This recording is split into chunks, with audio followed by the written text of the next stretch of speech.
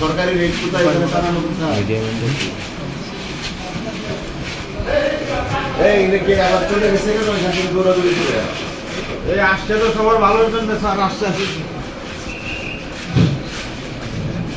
আপনার কি পরিচয় আপনি কি হ্যাঁ সরকারি চাকরি তো মাস্টার বললে কতজন মাস্টার বললে ফারুক রে বলেন আপনি সাব রেজিস্ট্রার এদিকে আসেন সপ্তাহে কয়দিন বসেন এখানে এখন কয়দিন কোথায় আপনারা কত করে নেন এই নকলে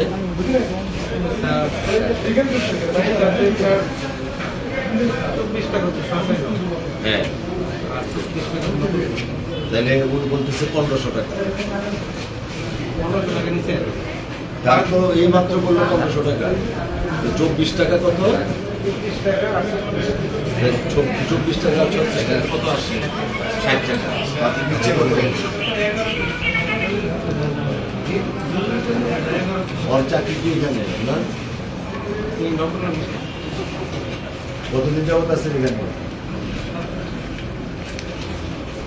তো একটু আগে বললেন 1500 টাকা আর উনি বলতেছেন আরেক টাকা আপনার এখানে কি দেওয়া আছে কোনটার মধ্যে কত রেট জানান সাব রেজিস্ট্রার সাহেব আপনি তাদেরকে জিজ্ঞেস করবেন কেন দিস ইজ ইউর রেসপন্সিবিলিটি নতুন আর পুরাতন আপনি তো অফিসে বেতন নিচ্ছেন তো তাহলে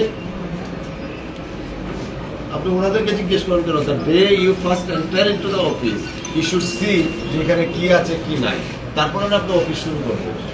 আর অফিসের এই অবস্থায় গেলে আপনারা কিন্তু কোনো দিচ্ছেন যে অফিস রক্ষণাবেক্ষণ বা অফিস করার জন্য ভবন করার জন্য কাকে দিচ্ছে কোথায় আমার বরাবর কোনো কাগজ আসে নাই কার কাছে পাঠিয়েছে আচ্ছা এখন কি ডাকের জামানা আছে আপনি এই অনুসারে সাথে যোগাযোগ করছিলেন তাহলে প্রত্যেকটা জিনিসের তো একটা ইয়ে আছে এই যে এইভাবে এই যে দেখেন এটার মধ্যে দেওয়া কোনো ধরনের কোনো ইয়া নাই এই কোনো কথা হলো এটা একটা সবচেয়ে বড় দলিল সিসিটিভি কি চলে রক্ষণাবেক্ষণ করার জন্য এই মানুষের সহায় সম্পদ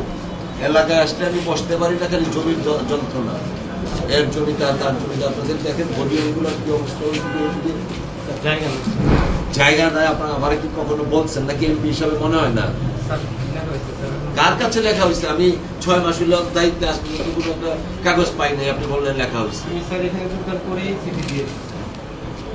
কার কাছে চিঠিটা দিয়েছে